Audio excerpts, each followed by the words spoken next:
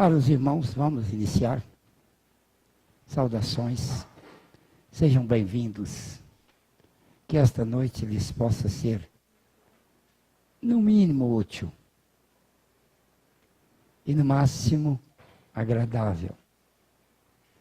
O agradável é uma expectativa pouco provável, mas é esperada. Se eu não esperar isso, não lutarei para que isso ocorra.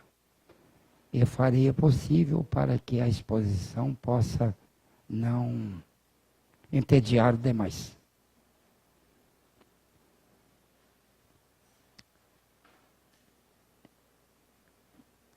Às vezes as pessoas falam assim, você não faz prece no começo?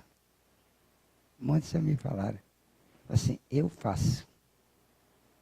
Pensamento de elevação, mas esse é individual aqui. E na sequência da exposição eu faço a prece. Então nós estamos no preparo de uma prece.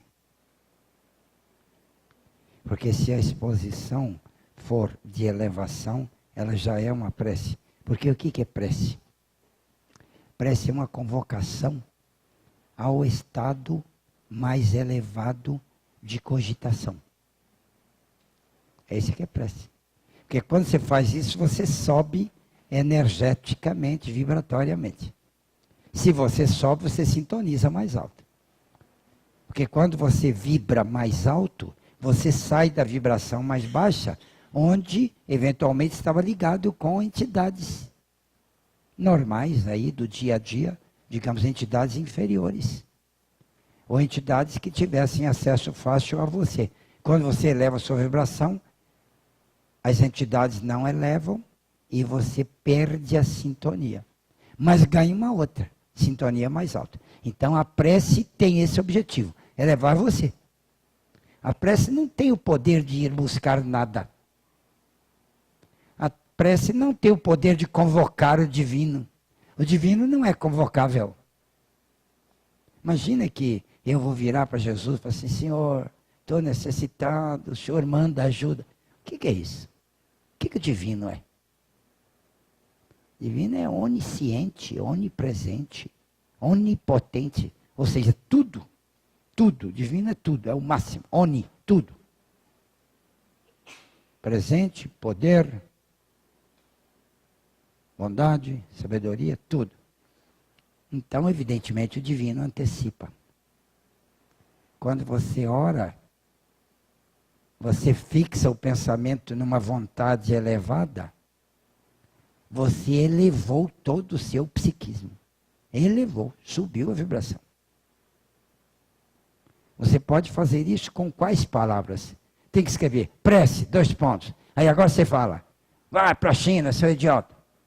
Foi prece? Foi ou não? Você falou que ia ser, vou orar. Concentra aqui. E agora, fala. Vai para a China, seu imbecil. Que na próxima vez que você andar de carro, o pneu da frente estoura em alta velocidade. Olha aí. Você fez prece, não? Isso é prece? É ou não? Não é. Não elevou. Muito pelo contrário, baixou. Perguntaram para um espírito adiantado assim, o indivíduo pode fazer uma prece de convocação aos espíritos inferiores? Está numa obra do André Luiz isso. Essa cogitação que ele mesmo fala. Aí o espírito convocado para esta resposta, assim, de jeito nenhum. Aquilo que os espíritos inferiores fazem quando convocam os poderes inferiores, mais elevados do que eles, não é prece. Porque a prece tem a obrigação de ser uma provocação boa de elevação de quem ora. E outra coisa, se você orar uma prece, fizer uma prece, entrar numa oração, amolado, chateado e tal, meio desgostoso, como eu muitas vezes entrei. Quando eu era garoto, minha família era de cogitação católica romana.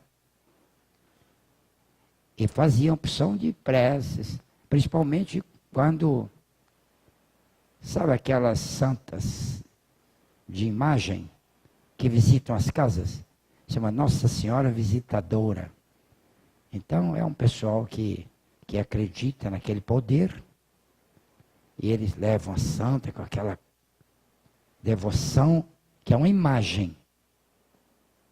Uma imagem. Agora olha só, a imagem, o uso da imagem está condenado na Bíblia, no Velho Testamento. O não adorar ídolos, não fazer ídolos de barro e adorar. Está lá, condenado. Quer dizer, indicado que não pode, não deve fazer. Faz parte até dos mandamentos totais do Moisés. Não adorar ídolos. Deus é um só, único e invisível. Não pode ser figurado com imagens. No entanto, os cristãos do 3º século inventaram esse negócio de ídolos com a santa intenção de homenagear os apóstolos. Fazer imagens dos apóstolos, inclusive de Jesus. A intenção era boa. Então, para isso pode. Mas sem pensar nas consequências. Que isso era imagem de ídolos. Até Jesus não pode ser simbolizado materialmente como ídolo. Não pode. Nem Jesus crucificado, nem Jesus resplandecente, ressurgindo. Nem ele não pode. Porque cria uma conotação de que aquela imagem ali é o próprio ser que está sendo invocado, está sendo imaginado. E Jesus falou claramente que a adoração de Deus tinha que ser feita em espírito e verdade. Respondeu para um dos discípulos que perguntou: onde é que se adoraria Deus? Se era como os judeus dentro da igreja, ou se era como os samaritanos no alto do morro. E Jesus disse que nem dentro da igreja, nem no alto do morro. Ou seja, excluindo a simbologia material. Igreja, não. Morro, não. Onde então? Em espírito e verdade. Sem imagem. Sem local. Deus está em todo lugar. Não é um local próprio. Então, quando você vai fazer uma oração, bom, eu estava dizendo que a Nossa Senhora Visitadora, de vez em quando ia parar na minha casa, porque minha família, minha mãe, o pessoal lá, minhas irmãs, eram todos da crença, eu também, né? Então, eles iam rezar. E eu achava péssimo aquilo. Porque todo dia tinha que rezar. E aquela reza era chata. Para mim. Para mim. Jovem. Mas eu tinha medo, né? Medo de Deus. Se eu não for, Deus me pega. Se Deus não me pegar, minha mãe pega. Se a minha mãe não pegar, o que é pior, meu pai pega depois, porque ela conta para ele. Meu pai não ia. Ele não falava que era chato, ele só falava que tem o que fazer, vocês rezam. E era um terço. Terço é de doer. Primeiro, porque é de joelho. Segundo, porque repete a mesma coisa. E o pensamento das pessoas, mesmo que elas não queiram, acaba se entediando. Não tem jeito de não entediar. Porque você fica, Ave Maria, Santa Maria, Ave Maria, Santa Maria, Ave Maria. Aí você fica contando. 7, 8, quase 10. Daqui 10 acaba. 9, 10, acabou. Aí agora tem o ofertório, depois Pai Nosso, e começa de novo. Ave Maria, Santa Maria, 10 vezes. Isso 10 vezes multiplicado por 10. São 10 mistérios, então 10 Então, tem uma... Aí, eu não gostava, eu ficava lá e... Que hora que esse trem acaba? Ou seja, e tinha uma porção de pessoas que lidavam lá em casa e tal. Minha mãe catava todo mundo sob pena de Deus espetar o cara no inferno. Então os caras iam todos. Né? E tinha uns primos, um pessoal adulto e tal, que não tinham papo na língua. Eu tinha, porque eu tinha medo de Deus. Se eu falar aqui ou pensar, Deus não gosta, me pega, né? Mas aqueles primos que não tinham, no dia seguinte, eu peguei uma conversa deles lá para 5 da tarde, falei, vamos sair cedo, senão a tia vai pegar a gente para reza lá e vamos escapulir. Aí eu cheguei, era um primo que eu gostava, né, que eu tinha amizade assim, tinha liberdade, chamava Arnaldo. Falei, Arnaldo, você não gosta de rezar, não? Aí ele foi franco assim, é muito chato aquele trem. Eu até gosto, eu estou lá, eu aceito muito, creio muito em Deus e tal, está tudo muito bem e tal, até benzia, né? Mas aquele terço lá é chato. Eu fiquei feliz da vida, viu? Eu achava que eu era o único que ia para o inferno, porque eu não gostava do terço. E não confessava para ninguém, de medo de complicar a minha ida quase certa para o inferno, mas tinha uma esperançazinha de não ir. Né? Se eu confessasse, aí não tinha mais esperança. Mas quando ele falou que era chato, eu falei, você também acha chato? Aí todo mundo riu. Aí o primo, Arnaldo, falou assim, é muito chato. E aí os outros todos concordaram que era. Falei, nós vamos escapulir. Eu falei, fala com a minha mãe para eu ir com você. Eu falei assim, não, você não pode não, que isso, imagina, não vai deixar. Nem pediu. E eu tive que embarcar no terço outra vez. Então agora, eu estou dizendo isso para dizer que quase todos que estavam lá achavam chato. Mas aquela chatice é interpretada como sacrifício para que Deus tenha mais pena da gente. Porque eu fui falar isso para minha irmã. E a minha irmã era uma moça estudada, professora e tal. E ela que dirigia o trem todo lá. Ela que dirigia a reza toda. Né, tal. E no dia seguinte, de dia, eu falei para ela, escuta, você concorda? Eu não sei se eu estou certo ou não, mas na hora do terço eu não gosto, eu me entendi, eu fico querendo levantar e sentar, se pelo menos fosse sentado, mas joelho lá e tal. Você acha que tem valor assim ou eu estou em pecado se eu fico querendo que acabe logo? Porque na hora que ia chegando perto de 10 eu ia ficando feliz, né? Na hora que chegava no 10º do último lá, eu, yes! Só para sair de lá, porque era chato. E aí a minha irmã falou assim, ela ficou sem jeito. Ela falou assim, nós todos sabemos que é penoso. Ou seja, admitiu que é desagradável. Mas a gente deve fazer assim mesmo, porque é sacrifício para Deus. E para Deus é assim, quanto mais sacrifício, mais valor tem. Daí a oração, joelho. É para aumentar o sacrifício. E tem gente que, na hora de joelhar, ainda coloca caroço de milho. Para ajoelhar, que é mais penoso ainda.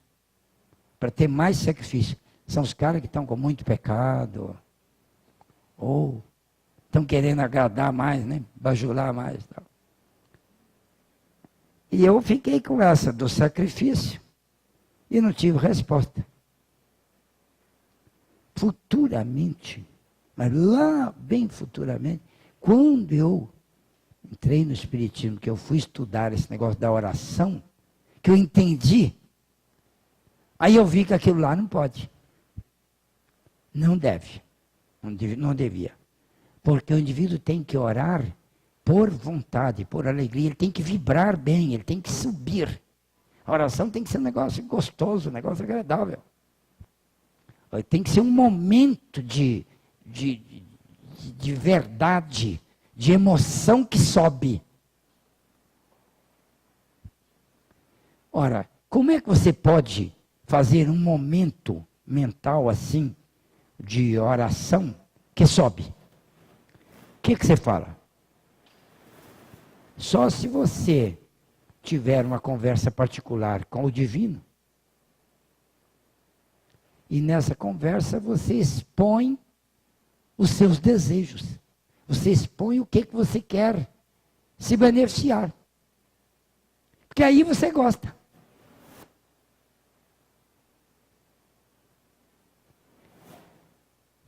Eu fui, depois daquela ocasião que eu era criança e não gostava de rezar de jeito nenhum, daquele jeito lá, assim que eu escapei lá da casa paterna, que a minha irmã, que a santa não ia mais, e aquela irmã foi embora para outra cidade e tal, que nunca mais teve, eu adorei. Mas sempre que eu adorava muito, eu ficava com medo de Deus ficar bravo comigo. Ficar de mal de mim, ou resolver me jogar fora da bicicleta, ou aquelas coisas assim, né, que eram os meus perigos lá.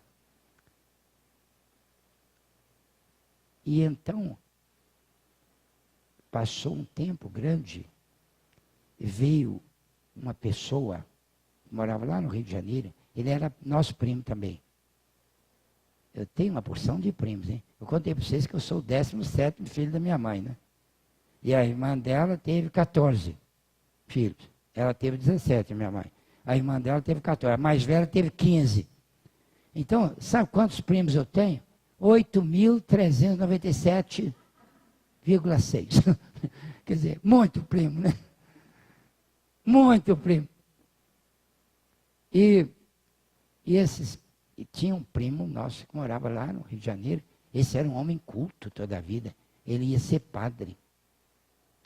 E já estava quase se formando quando ele rompeu lá e largou de ser padre. Mas veio com uma bagagem muito grande e tal, e estudou uma outra coisa, foi estudar filosofia. Que ele já era bom de filosofia, porque padre lá estuda filosofia, né? E aí ele foi dar aula na Universidade do Rio de Janeiro.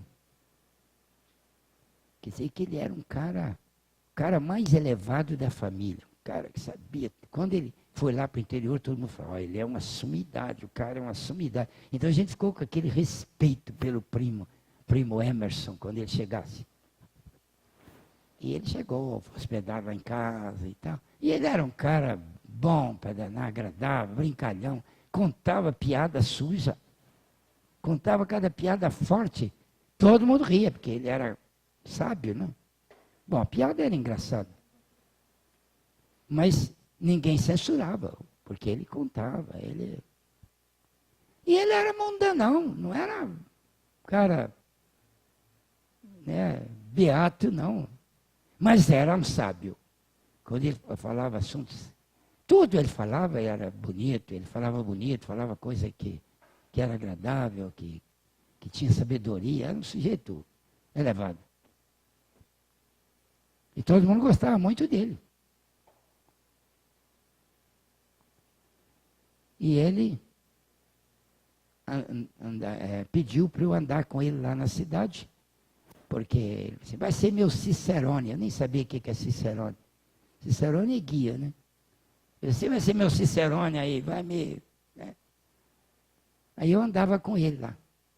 Ia conversando, ele conversava as coisas comigo e tal.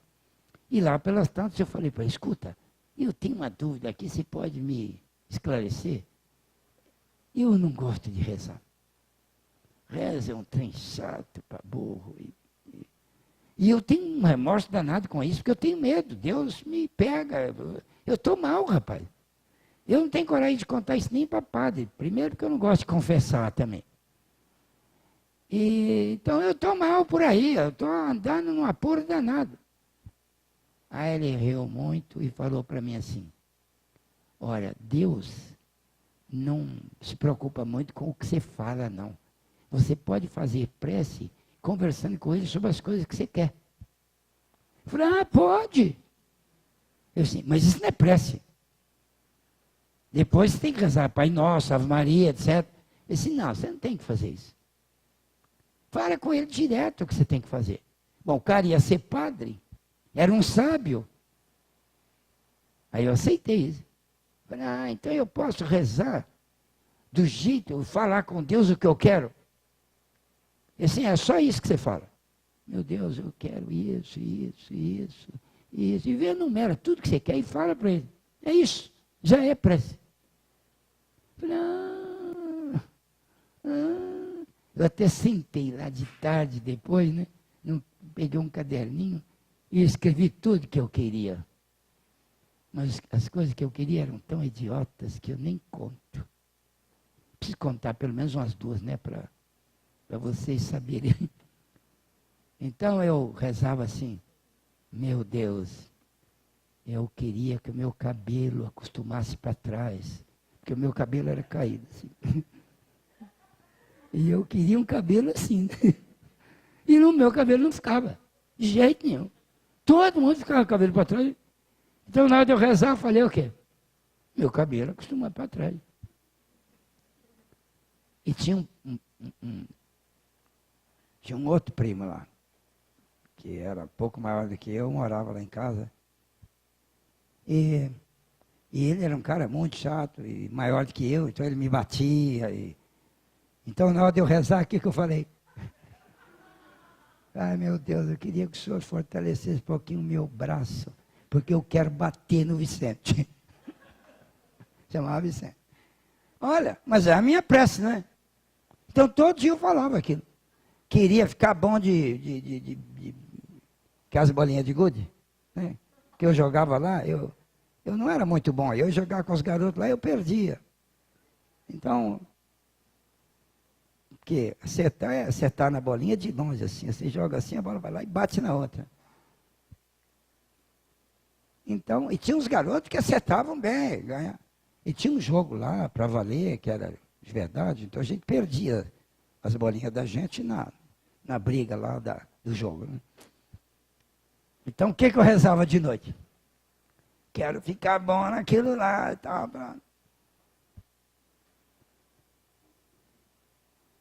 Mas, futuramente, quando eu entrei no Espiritismo, eu descobri que a oração não pode ser chata. Porque se você se chateia na oração, a sua mente não está no agrado de se ligar com as forças superiores. Você não elevou. Você tem que elevar. E até no Espiritismo é ensinado que na oração a gente deve fazer o possível para colocar emoção. Uma emoção. Por exemplo, se você vai orar por causa de uma dificuldade que você está passando, você descreve a dificuldade e descreve o que você quer.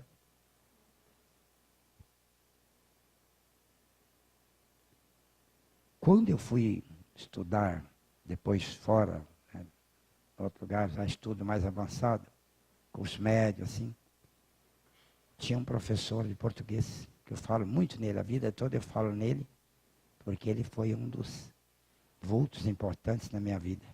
Professor de português, professor Francisco. Era um sábio. Escreveu um dicionário. Aquele era sábio mesmo. Escreveu um dicionário. Dicionário ideológico e analógico da língua portuguesa. Fiz discurso de formatura em verso para nós. O homem era um sábio. Aquele era. E eu, então, lidava muito com ele e tudo mais. Tomei aulas particulares com ele, que eu cheguei lá naquela escola. O ensino era muito forte para mim lá. E eu tomei aula particular com ele. Porque ele ofereceu. Eu falei para ele se ele me indicava alguém para dar aula para mim. Precisava de português e matemática. Português é a matéria dele. Aí ele disse, eu dou aula particular para você. R$200 por mês cada matéria. Uma vez por dia, de segunda a sexta-feira. Todo dia. 5 aulas por semana. R$ 200 por mês. Bom, na época era... Aí eu fui. Tomei aula com ele. A maior bênção da minha vida. Primeiro é que eu fiquei bom de português, que ele me ensinou tudo. Todo dia. Né? Ele não apenas ensinava as lições, ele me dava outras coisas, e leitura e tal, e análise de texto, e ele fazia tudo. E não ficava só 1 hora comigo, não ficava mais. Ele ficava conversando 1h30, 1h40. Ele assim, vai embora, já chega. Mas todo dia. Foi a bênção da minha vida aquele negócio. E eu conversei com ele sobre a oração. Falei, não sei se o senhor é religioso, mas como o senhor é um sábio, sábio mexe com tudo quanto é coisa. Né? Esse negócio da oração, eu contei para ele.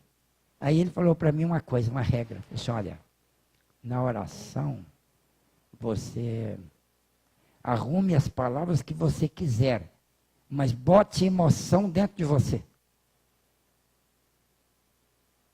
E como você está se dirigindo ao divino, convém que você valorize o divino. Porque isso é importante para você. Porque o divino mesmo não liga para você dar valor para ele, não. Mas você liga. Como você está na oração, você está atingindo a você. Porque você vai subir.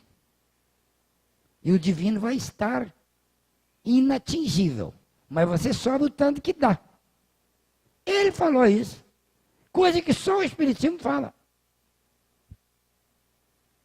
Eu falei, é isso que é oração?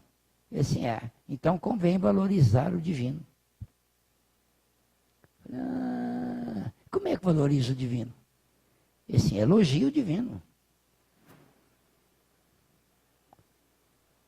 E eu falei, porque o divino não está ligando para valor, nem para elogio, né? Mas a gente está. Aí agora, minha oração nessa altura já tinha mudado, né? Agora eu queria que a Terezinha se interessasse por mim, então eu falava com o divino. Meu Deus, ajude que a Terezinha comece a olhar para mim. Eram as minhas preces. Porque a gente perde aquilo que está preocupando na época, né? E coisas assim. E eu fiquei sem saber como é que elogiava o divino. Mas isso já foi lá para setembro, outubro, assim, né? E quando foi no fim daquele ano, que terminou o curso, ele foi o paraninfo da nossa turma. E essas cidades do interior, assim, pelo menos naquele tempo, eles faziam uma festa enorme numa formatura daquela.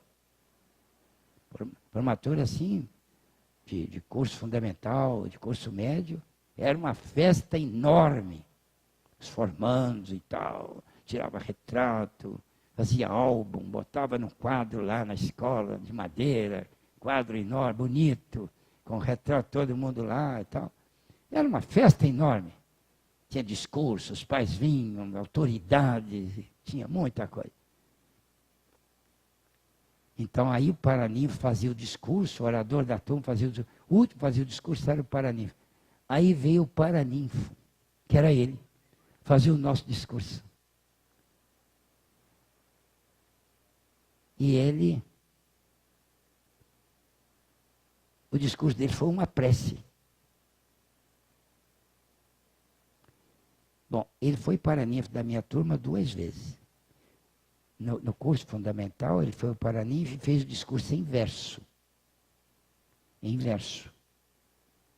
340 estrofes. Decassílabos menores. Quer dizer, na literatura tem classificação das poesias lá.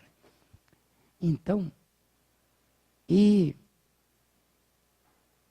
agora, no discurso do colegial, lá do curso médio, foi um discurso de literatura avançada. Porque ele era professor de literatura. Avançada. Ele passou pela mitologia grega e veio até a modernidade. trazendo a história do mundo e do conhecimento e tal, tal.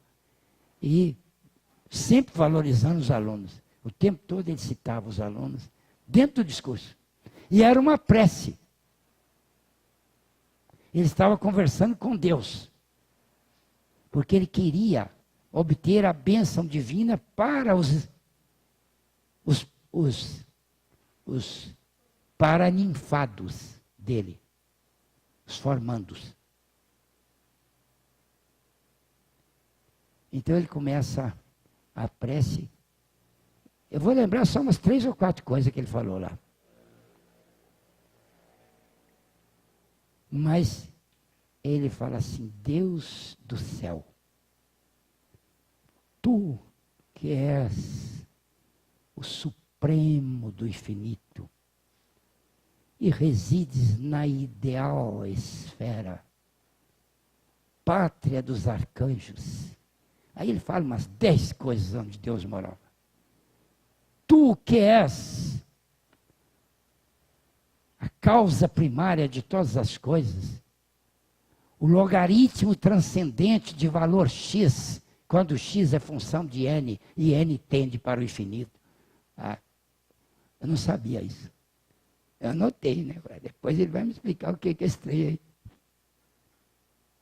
E ele foi citando: tu que és o supremo ser, tal, tal, tal. Agora, essa de dizer... E ele falou umas 20 coisas que Deus era.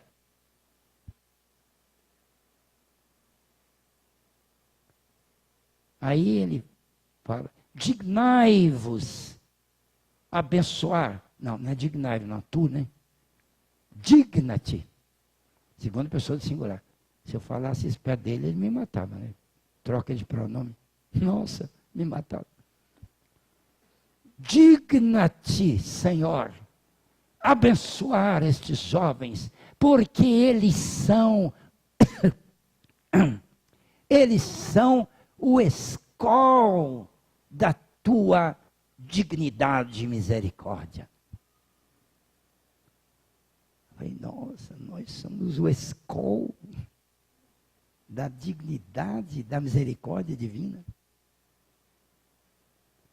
E aí ele fala: eles são isso, e eles são aquilo, e eles são aquilo, e eles são aquilo. E ele vai falando o que os formandos eram. Para que Deus abençoasse. Que discurso bonito, né? E na hora que ele chega no fim do discurso, ele dramatiza. Ele dramatiza tanto que a gente chega, ele bate no peito e tal, e dramatiza. Dramatiza. E caiu de joelho. Suplico-te, Senhor, abençoa esses jovens. Depois de falar daquele jeito, cair de joelho e pedir, nossa, foi altamente emocionante, né? Você imagina como é que foi. Essa prece, esse discurso foi no cinema. Tinha 2.000 pessoas lá. O pessoal tudo estarrecido diante daquilo que ele falou. Na hora que ele acabou, o pessoal não aguentou, bateu palma. Bater palma para a prece, né? Mas era discurso, não era? Tinha que bater palma. Bater palma para ele quase meia hora. Parece teatro da ópera lá. Tanta palma que bateram.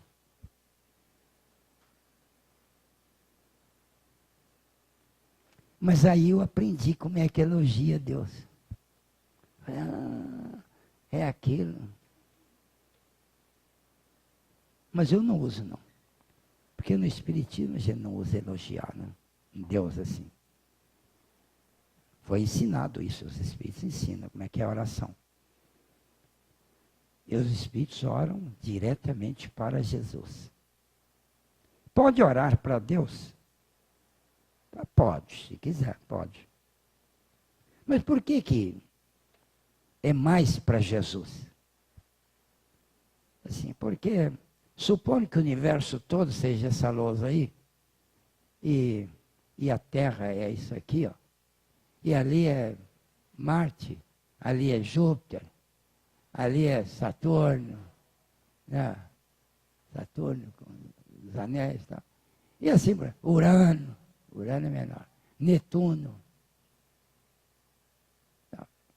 Isso aqui é o nosso sistema solar, né? Suponha que aqui é a nossa galáxia. E que aqui é Andrômeda. Essa galáxia nossa está indo ao encontro de Andrômeda, numa velocidade espantosa. E quando chegar lá, essas duas galáxias vão trombar e vai haver uma catástrofe formidável. Imagina 500 bilhões de estrelas aqui, ó. 500 bi. E mais de alguns trilhões aqui, uns 2 ou 3 trilhões. Trilhões de estrelas aqui. E elas se chocam. Aí nós estamos tudo perdidos. Mas sabe quanto tempo vai demorar isso? Para se chocarem? Nós já desencarnamos. Vai vários bilhões de anos para acontecer isso. Mas elas estão indo. Um encontro da outra. Antes disso é capaz da gente morrer ali. Porque o nosso Sol fica mais velho, né? O Sol nosso só falta 5 bilhões de anos para ele acabar. Vai acabar o combustível, ele vira anã branca e tal. Antes disso, gigante vermelha, né? Depois encolhe. Quando ele virar gigante vermelho, a Terra vai para o brejo, porque ele cresce e engloba a Terra. 5 bilhões de anos, você começa a não dormir. Daqui até lá. Bom, isso é astronomia, deixa para lá. Mas, então, Deus é o dirigente de todo o universo. Agora, cada planeta,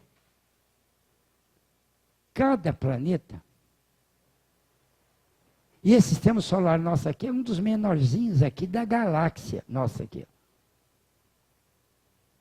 Cada planeta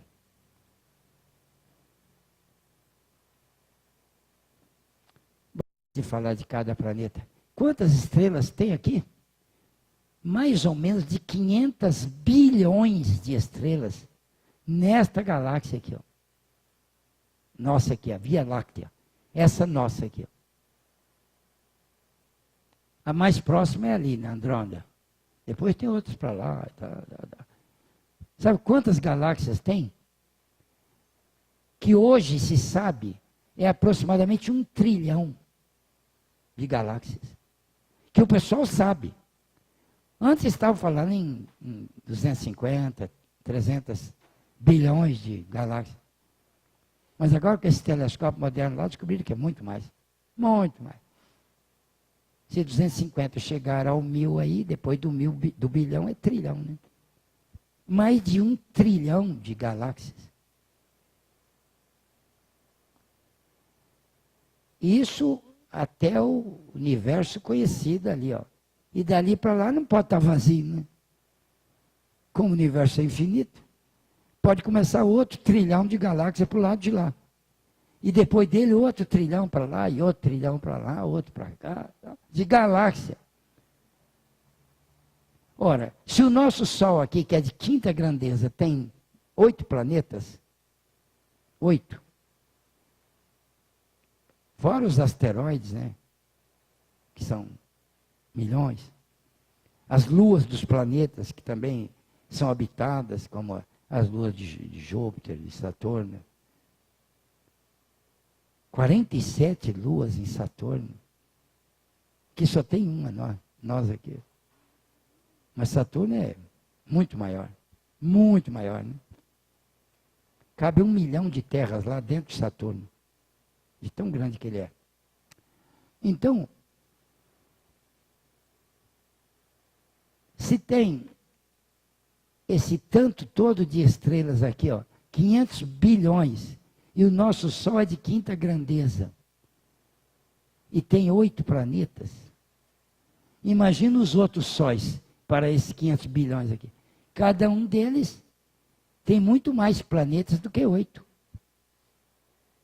Mas se todos tiverem só 8, multiplica 8 por 500 bilhões, É 500 bilhões 8 vezes.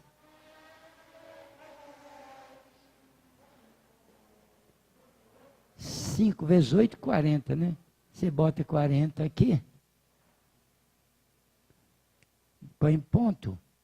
E agora põe os bilhões. 500 bilhões. 500 vezes... Bom, é 500 vezes 8. 40 com mais 2 zeros, né? Ó. Quer dizer que é 4 mil. Né? 500 vezes 8 dá 4 mil, né? Agora bilhões aqui, ó. Então, se tem 500 bilhões de estrelas, tem 4 trilhões de planetas. Essas 500 bilhões. E dizem os espíritos que todos os planetas têm as suas humanidades. Ou vão ter. Porque tem alguns planetas que não têm condições de vida. Mas vida como nós conhecemos, pode ter um outro tipo de vida. Então, diz que não tem planeta nenhum vazio. Então você imagina que só aqui na nossa galáxia nós temos 4 trilhões de mundos iguais à Terra. Agora, cada um deles é dirigido por um espírito designado, que é o Cristo local. O Cristo daquele planeta. Então, esse Cristo, que é um espírito elevadíssimo, dirige o planeta espiritualmente. Ora, um planeta tem várias humanidades. Uma delas é a humanidade que mora na crosta. Mas tem as outras humanidades que moram nas outras dimensões daquele planeta. Aqui na nossa Terra, hoje em dia, nós estamos sabendo que nós temos 7 dimensões, onde tem gente. A nossa aqui, ó, onde moram 7 bilhões de pessoas, a Terra, é a terceira dimensão. A terceira Terra.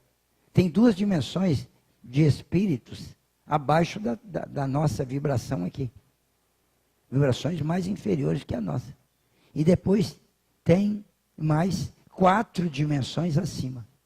Então, só aqui na Terra nós temos 7 dimensões, onde Jesus, que é o Cristo local, dirige. Então, a humanidade da Terra não é 7 bilhões, é 7 bilhões na terceira dimensão. E nas outras? Bom, na quarta, nós sabemos que tem 25 bilhões de espíritos. Nas outras, nós não sabemos nada quantos tem lá. Mas eu diria que vai ter uns 100 bilhões de pessoas, no mínimo, aqui na Terra. Aqui nas 7 dimensões. Que Jesus comanda. Agora imagina, 4 trilhões de planetas, cada um com um Cristo. E quem que comanda tudo? Bom, aí é Deus. Deus é o comandante de todo o universo. E tem subcomandos, né? Subcomandos. É muito bem organizado isso lá, né? Muito bem organizado. Quem organizou foi Deus. Então é muito bem organizado, né? Tem subcomandos com espíritos que dirigem. Às vezes, um espírito que dirige a galáxia. Tem outro que dirige um pedaço da galáxia aqui, uma região aqui, ó, zona leste, né, zona norte, zona oeste, zona sul. Tem subzonas e tal. Lá em São Paulo, a cidade cresceu muito.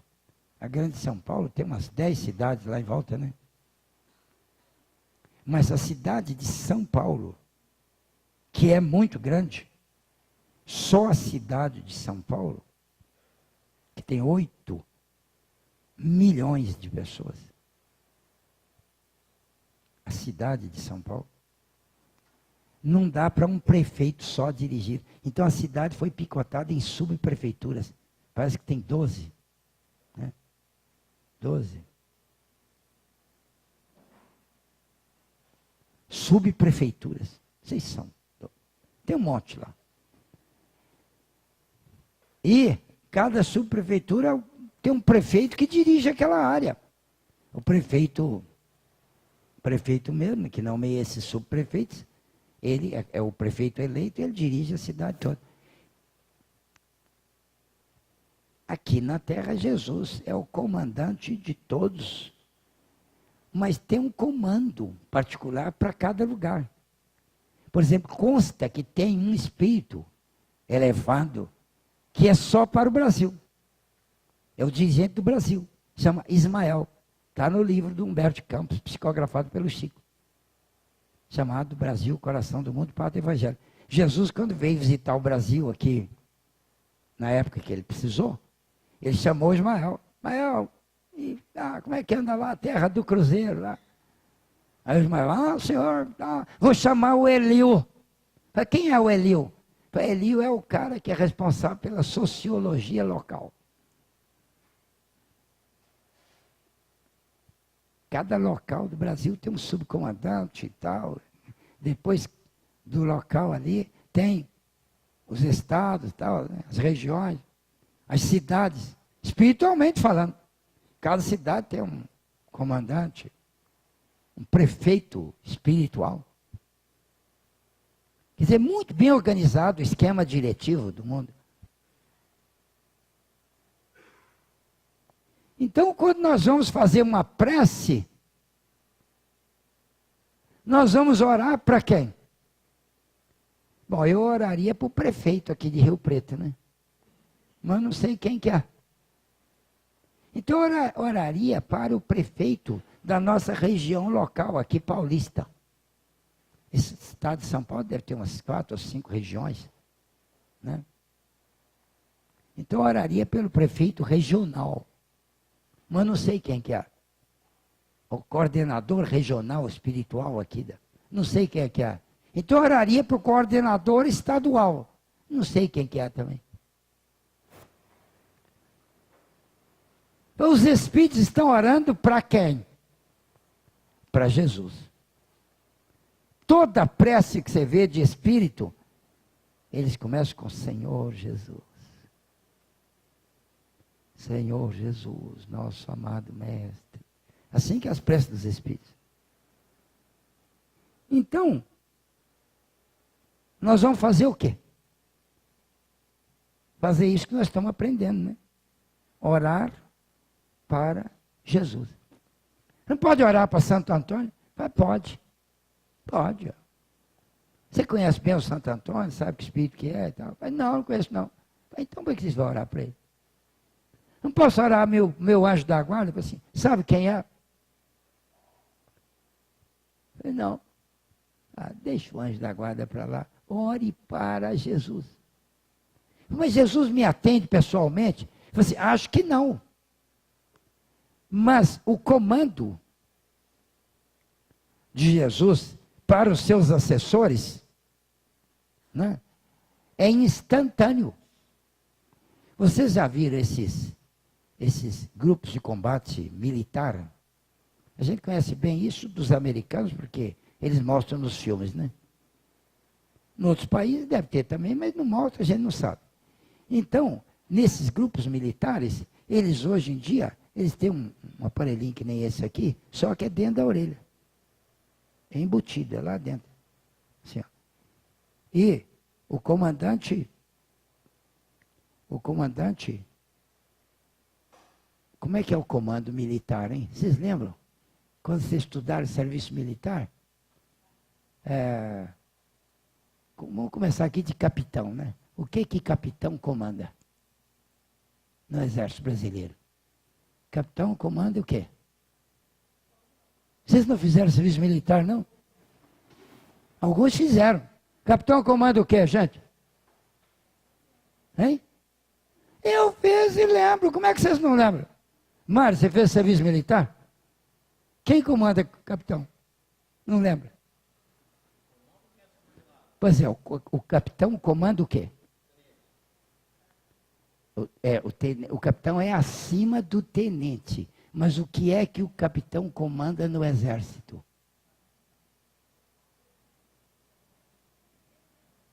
Bom, não é obrigado a saber isso, não. Né? Mas isso aqui é só curiosidade que eu estou falando. O capitão comanda companhia. Companhia. Uma companhia é formado por um conjunto de vários batalhões. Cada batalhão é comandado por um abaixo do capitão. Quem que é? Hein? Primeiro tenente. Porque tenente tem dois, né? Tem o primeiro e tem o segundo. Primeiro tenente comanda o batalhão. E vai descendo. Tenente comanda o batalhão. Agora, o segundo tenente assessora o primeiro tenente. Se ele recebe o comando, é de batalhão também, mas ele não pode comandar o batalhão, porque só tem um e quem comanda é o primeiro tenente. Depois, tem o abaixo do tenente, do segundo tenente, vem. Tem um subtenente, mas é cargo temporário, então não vamos falar não. Vem o primeiro sargento. Primeiro sargento comanda o quê? Pelotão. Pelotão. É um grupo. Pelotão. O primeiro sargento comanda o pelotão. Um conjunto de pelotões que são um batalhão. Um conjunto de batalhões é uma companhia. Conjunto de companhia vai subindo, né? Aí é comandado pelo major. Depois vai até o coronel. Depois lá em cima de tudo, quem comanda aquele exército é o general. General tem 3 grupos: general de brigada, general de exército e general de divisão. Divisão primeiro, depois exército. Cada um deles comanda para cima. Acima de tudo está o marechal, que comanda todos os exércitos. É bem organizado, né? Agora, um pelotão pode ser dividido em pedaços, chamado grupo de combate. Quem comanda o grupo de combate? A gente vê na guerra, quem comanda o grupo de combate é o cabo, que é abaixo do sargento. Tem segundo sargento, terceiro sargento, né? Quem comanda o grupo de combate é o cabo. Cabo, senhor, pega fulano, vai em tal lugar fazer tal coisa. Grupo de combate. Chama grupo de combate. Quem comanda ali é o cabo. E o cabo vai lá e faz, tal, todo mundo tem que obedecer. Então, isso aqui no exército, que é um negócio bem organizado, aqui na terra, com a incompetência humana, natural. Mas é assim que é. Então, espiritualmente, tem um comando muito maior do que esse. Pois bem, no caso do exército, quem vai comandar um exército é um general, né? Então, um general, abaixo dele é o coronel. E abaixo do coronel é o major. E abaixo do major é o capitão, né? O capitão pega uma companhia inteira. Agora, daqui para cima é várias companhias e vai subindo. Então, o exército todo é ali. Então, tem primeiro exército, segundo exército, terceiro exército. Aqui no Brasil, né? Primeiro exército, no Rio de Janeiro, segundo exército, São Paulo, aqui, terceiro exército, Rio Grande do Sul, quarto exército, Minas Gerais. Vai subindo. Vocês nunca leram sobre isso? Nem não fizeram serviço militar. Mulher não faz, né? É uma pena. Serviço militar é um negócio bacana, disciplina a gente. Bom, então, no plano espiritual, bom, eu ia dizer uma outra coisa. Quando tem um exercício militar qualquer, não precisa ser guerra, não. Então, o general tem um aparelhinho de comunicação direto com o coronel. E às vezes não tem só um coronel, não. Tem vários coronéis, cada um incumbido de alguma coisa. Então o general comunica com todos eles. Assim, mas só com os coronéis. Os coronéis comunicam com os assessores imediatos, que são os majores e daí para frente os capitães. Um exercício de exército todo, né? Agora, nunca tem exercício de exército todo. Sempre tem exercício, nem de capitão. Exercício é de tenente para baixo. Porque os exercícios são de batalhões e pelotões. Batalhões, que já é o primeiro tenente, né? E já comanda um batalhão lá e tal. E divide em pelotões, o sargento. Então, o capitão tem um aparelhinho que ele fala aqui e todos os sargentos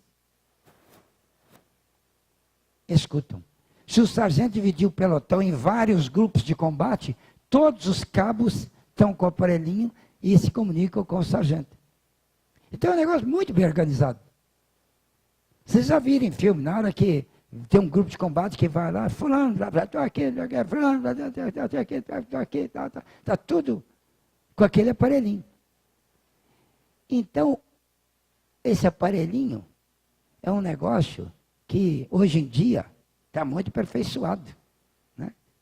Antes não tinha, na ocasião da Guerra Mundial, aí não tinha isso. Eles tinham que falar por aparelho lá, que tinha que dar uma corda assim, quase sempre aquele rádio enguiçava, parece no filme, né? Mas, hoje em dia, não, muito bem organizado esse negócio de comunicação. Agora, imagina como é que é espiritualmente organizada a comunicação. A comunicação dos instrutores com os dirigentes subalternos é instantânea e imediata e aos milhares ao mesmo tempo, assim, ó. Então, quando você faz uma prece, quem está ligado com você? Porque uma prece é uma comunicação que você faz e manda, pá, pede uma emissão para lá.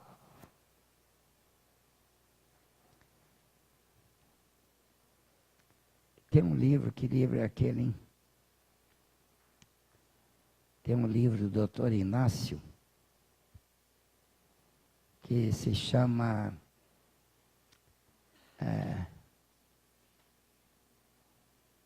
Um Passo Além. Um Passo Além. É um dos últimos livros. Como é que chama aquele livro do Dr. Inácio? Um Pouco Mais Além. Um Pouco Mais Além. Ele dá muitas instruções como é que funciona aí o plano espiritual, mais aprofundados do que em outros livros que ele já deu. É um pouco mais do que o que ele já deu nos outros. Então, tem uma hora que ele chega numa região, ele vai vindo, o grupo que ele estava, né? Ele vai descendo assim, no rumo de chegar vindo lá de uma dimensão, digamos que ele passa aí pela segunda dimensão, para cair aqui na terceira dimensão. A terceira dimensão é a crosta, e ele está vindo de baixo, do umbral. Então, quando ele chega nas proximidades assim da crosta, do lugar onde moram as pessoas encarnadas, ele vê uma porção de raios assim, ó, de várias cores e brilhantes assim, ó. Aí ele, doutor Inácio, lá no livro, ele faz o papel do André Luiz, né? O ignorante, ele não sabe o que é aquilo, ele pergunta. Fala, Odilon, o que é isso aí, esses raios aí? E o Odilon assim, isso é prece do pessoal lá. Assim, mas quem que está orando assim? Ou pessoas que estão orando com muita fé, emitindo raios aí. Ou então grupos de pessoas. É um raio violento, forte assim. Aí eu assim, e eu posso interferir nessa prece aí? Assim, você pode perceber. Mas ela está indo em todas as direções aí. Né? Aí ele não fala como é que foi que ele fez, mas ele foi lá perto do raio e fez uma conexão ali, que eu não sei como é que é, e pá, e ouviu o que estava sendo falado na prece. Era uma pessoa lá fazendo uma solicitação ao divino e tal, emocionada e tal. E aquilo está passando lá sob a forma de raio luminoso. Então essa é a comunicação casual de cá para lá. Chama prece. Prece é uma comunicação casual, de cá para lá. Você mandou uma... Quando eu falava, ai meu Jesus, ajuda que meu cabelo acostuma para trás. Eu estava mandando um raio de luz. Fraquinho, mas era. Eu estava numa prece sincera ali, ó. Eu estava orando. E quando a minha irmã está lá no terço, com as outras companheiras todas lá, com aquela devoção lá, e rezando, Ave Maria, Santa Maria, Ave Maria. Estão mandando um raio de luz. Mas estão mandando, então. Ué, mas você não falou que é chato? Assim, para mim é chato. Eu não estava mandando nada naquela hora. Se fosse ler o que eu estava enviando, era nada. Ou raio escuro. Não era que eu estava chateado, querendo que acabasse. Eu estava vibrando bem naquilo. Quer dizer que esse negócio de prece não tem escolha de qual religião. Qualquer religião. Quer dizer, quando você aciona um mecanismo, não depende da religião, depende de você. Você acionou, você orou. A minha mãe orava com um terço na mão, repetindo as Ave Maria, Santa Maria, Ave Maria, Santa Maria. Assim que ela orava. Mas todo dia ela rezava um terço daquele. E quando ela estava naquela prece ali, ela estava emitindo um raio. Se alguém conectasse o raio que ela estava emitindo, ia ler que ela estava lá desejando o bem daquelas pessoas para quem ela orava. Ela falava para mim, todo dia, filho, eu falo o seu nome na minha oração. Eu disse, a senhora faz isso para mim? Eu falei, todo dia. Na hora que eu rezo o terço, ela rezava um terço todo dia. Que danada, hein? Como é que ela conseguia? Um terço todo dia. Era um sacrifício ali, mas era uma intenção forte, mantida para o divino, desejando alguma coisa. É válido. Quer dizer que se você for rezar, você não se preocupa muito com o jeito que é, não. Sabe? Faça o seu desejo, ganhe uma sinceridade e manda a brasa. Pá! Senhor Jesus, eu desejo tal coisa. Pode desejar o que você precisa. É mundano, é de baixo nível, etc. Mas é o que você quer. Bom, com o Espiritismo, nós estamos aprendendo algumas coisas sobre prece. Que é melhorar o nível da prece. Tá, como é que melhora? Tanto que o André Luiz fala, se você já está na consciência doutrinária, melhore o nível das suas orações. Quer dizer, você já pode, você já está entendendo as coisas. Então, como é que é a prece agora? Melhorar o nível. É um negócio que demora para a gente aprender o que é e depois como é que é. Porque enquanto você não melhora o nível, você pede para você e pronto, está mandando o raio para lá. Mas se você melhorar o nível, o primeiro passo é, pare de pedir para você. Por quê? Porque não precisa. O divino sabe o que você precisa. E você agora já sabe que o divino sabe. Então você não precisa falar com ele para ele mandar uma coisa que ele já mandou. Você já sabe que ele mandou a resposta já. Ele não mandou a resposta, ele mandou antes de você pedir aquilo que você ia pedir. Eu ia pedir dinheiro, ele já mandou o dinheiro. Assim, dinheiro ele não vai te dar. Dinheiro você vai conseguir com trabalho. Trabalho e ganha dinheiro. E ele te mandou um esquema dentro do qual você trabalha e ganha dinheiro. Já mandou. É só se trabalhar que você ganha dinheiro. Você não tem que rezar para ganhar dinheiro. Então, eis aí o que é melhorar o nível, é você tomar entendimento. Aí eu estive pensando como é que eu melhoro o nível das minhas preces. A pergunta é a seguinte, eu devo orar? Devo ou não? Posto que o divino já sabe o que eu preciso, eu devo orar? Se ele já sabe, eu não devo. Mas acontece que a oração não é para lembrar ao divino o que ele vai fazer. A oração é para você se elevar. Então, nesse caso, você deve orar. Eu devo orar? André Luiz responde, se os homens soubessem o valor da oração, eles orariam o tempo todo. Vocês já viram contar aquela história do coelho que tapeou a onça? A onça queria pegar o coelho e não conseguia porque ele era muito esperto. Então ela fez um buraco lá no chão, grande assim, para ele cair lá e não poder sair. Aí ela ia lá e jantar coelho hoje, né?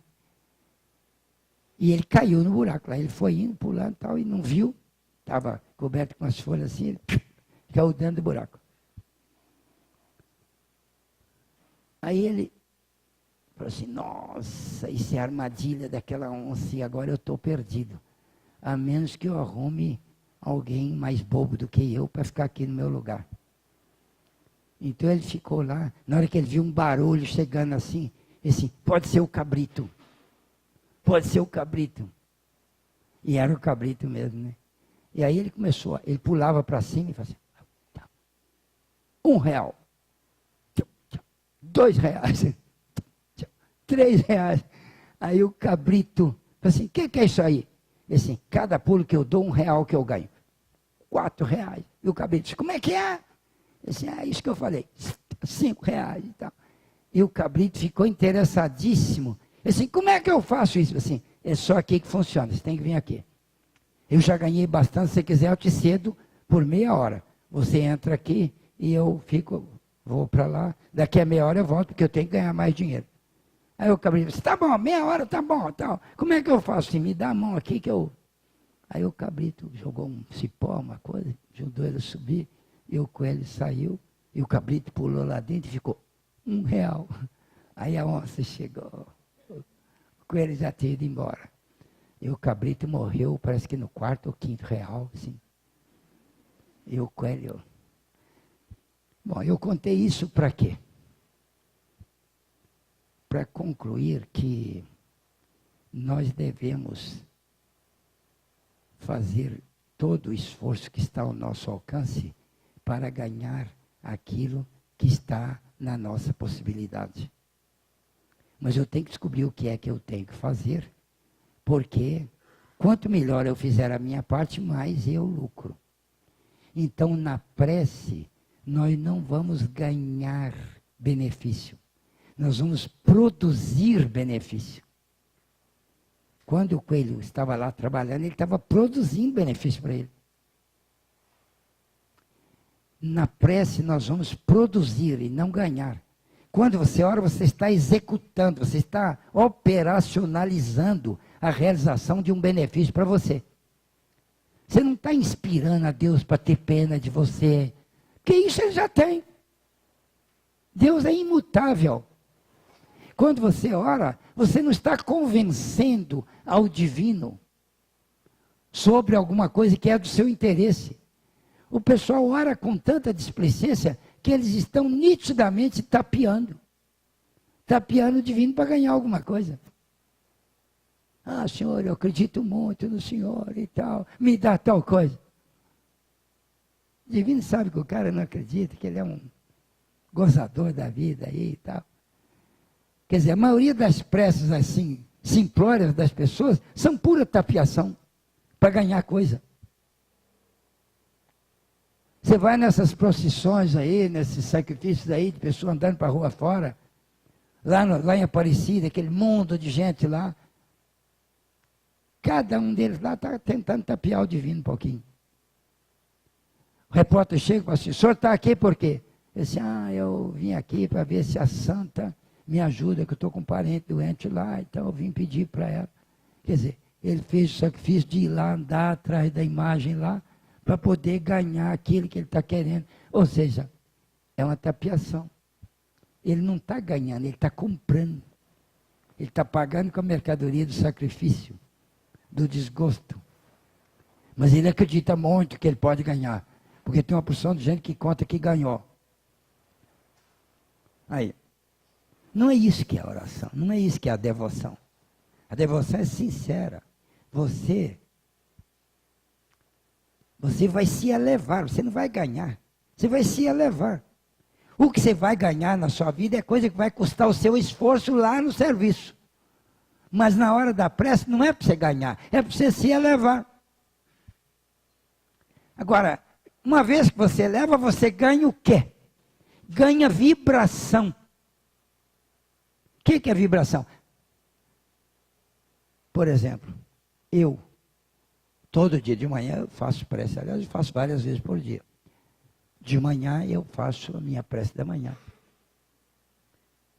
Li no livro Sinal Verde, André Luiz fala lá, ó, se você, ao levantar de manhã, se você não quiser orar, emita pensamentos de bênção para o mundo, para a natureza, para as pessoas, para o seu dia. Isso é oração. É oração. Quer dizer, você elevou. Agora, quando você eleva, você ganha um poder construtivo. Aquilo que você deseja passa a ter uma realização possível. Você está contribuindo para realizar. Então, o que você quer? A oração é isso. Isso aí é que é o tal, melhore o teor da sua prece. Você entende que a vibração é uma elevação, dentro da qual você ajuda a elaborar aquilo que você quer. Então, na prece, eu já tenho que mencionar o que eu quero. Aquela minha prece de criança lá tinha sentido. Que o Emerson me ensinou. Mas o que eu quero hoje? Eu quero valores espirituais. Então, de manhã, quando eu levanto, eu até escrevi. Eu escrevi essa prece. Porque na hora que eu vou falar, eu posso não lembrar de direitinho de tudo aquilo que eu estava querendo. Senhor Jesus, neste maravilhoso dia que a hora se inicia, meu primeiro pensamento é o de gratidão porque eu estou encarnado. Eu podia ter desencarnado de noite, né? Não desencarnei. Estou encarnado. Ainda estou na oportunidade do serviço útil aqui na carne. Então o que eu quero mesmo é um pouco de discernimento para eu poder operar adequadamente durante o dia, a favor do meu crescimento espiritual e das outras pessoas com quem eu lidar. Então eu quero ter uma noção forte de solidariedade nesse dia. Quero andar por aí afora com o rosto aberto e com o coração tranquilo, na disposição de ser útil para quem quer que seja se aproxime de mim. Isto eu quero. Eu não quero dizer que eu vou conseguir. Mas neste momento eu quero. Então eu estou criando um poder de execução. Eu estou aumentando a minha capacidade de fazer aquilo que eu estou querendo, que é ser melhor pessoa para os outros. E você está melhorando? Sem dúvida alguma que estou, porque eu estou desejando. Porque eu podia falar, Senhor Jesus, eu quero um monte de dinheiro hoje. Eu disse, filho, esse negócio do dinheiro eu já falei, você vai ganhar com o serviço. Não adianta você ficar pedindo dinheiro para mim. Então o quê? Eu quero um carro novo. Carro novo você vai ter que comprar com o dinheiro que você vai trabalhar para ganhar. Não pede isso para mim. Eu quero que as pessoas, todas, me tratem muito bem. Assim, isso aí é consequência. As pessoas vão tratar você do modo como você trata as pessoas primeiro. Trata bem que elas vão te tratar bem. Não precisa pedir isso para mim. Vai lá e faz. Já te dei isso. Fala, droga, o que eu peço? O que é valioso mesmo é aquilo que eu posso fazer. É isso que eu vou. Não estou pedindo, eu estou desejando. Desejo ter o rosto aberto e tranquilo para inspirar confiança e alegria nas pessoas com quem eu encontrar. Ah, você quer isso? Ah, quero. Um rosto aberto e tranquilo. Isso pode. Quer dizer, na hora que eu for atuar, eu falo, opa, rosto aberto e tranquilo. Eu falei que queria isso, eu posso fazer. É eu que estou fazendo. Na hora que eu orei lá, eu estava acrescentando força para mim, para eu poder fazer. Isso pode. Então o que você tem que querer na prece é aquilo que atinge você, para você fazer. Aumente a sua competência de executar. Eu quero lidar com as pessoas com uma intenção de agrado, sem desconfiança. Eu sei que cada pessoa anda por aí querendo ter algum valor, querendo ter algum prestígio. Então, na medida, Senhor Jesus, na medida em que eu faça, e na medida em que eu me lembre, e eu quero me lembrar, eu vou falar com as pessoas sempre procurando realizar para elas aquele bem que eu queria que elas realizassem para mim. Aí, ó, estou em cima do Evangelho, porque Jesus falou que a gente deve fazer isso. Fazer com os outros o que a gente quer que eles façam com a gente. Então eu oro para me acrescentar força, para eu poder fazer com os outros coisas boas, aquilo que eu queria que eles fizessem comigo. E se eu oro todo dia, eu estou acrescentando força em mim, para eu ser cada vez mais capaz de fazer isso. Então eis aí o aproveitamento da prece. Agora eu leio as preces que os Espíritos escrevem. Tem um livro chamado Sentinelas da Alma. Vários Espíritos escreveram. Tem uma mensagem de Meimei lá. Meimei. Sentinela da Alma chama o livro.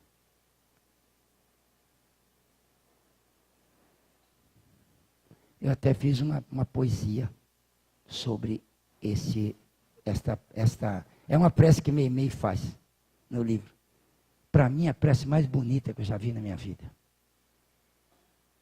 O que ela fala naquela prece? Eu não leio aquela prece sem chorar. Eu achei tão bonita que eu peguei a prece e fiz uma poesia. O Reinaldo é doido para eu dar para ele essa prece, mas não dou não, porque eu sou egoísta. Já dei uma opção de prece para ele.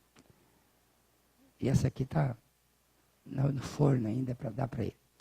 Mas ela é assim, ó, o livro chama Sentinelas da Alma e é Meimei, psicografado pelo Chico. Então eu fiz um versinho que fala assim: há uma prece de Meimei pelo Chico em noite calma, situada em livro rei, é Sentinelas da Alma. Então, eu estou anunciando a prece. Aí eu vou, na prece, ela fala uma porção de defeitos dela, que ela tem, e ela deseja combater aqueles defeitos. E ela vai falando, nossa, rapaz, eu vou lendo aquilo, vou arrepiando, e vou lendo, daí um pouquinho eu estou chorando. Eu vou botar verso nessa prece. E fiquei lá trabalhando um mês, um ano, 20 anos. Finalmente eu consegui botar verso na prece. Deu 63 trovas. Trovas. Cada trova tem 4 versos. Mas contando a prece toda em verso. Mas eu fiz aquilo por meu agrado, tanto que eu não mostrei aquilo para ninguém, não. É a prece que eu gosto de ler. Uma vez por semana eu leio aquela prece.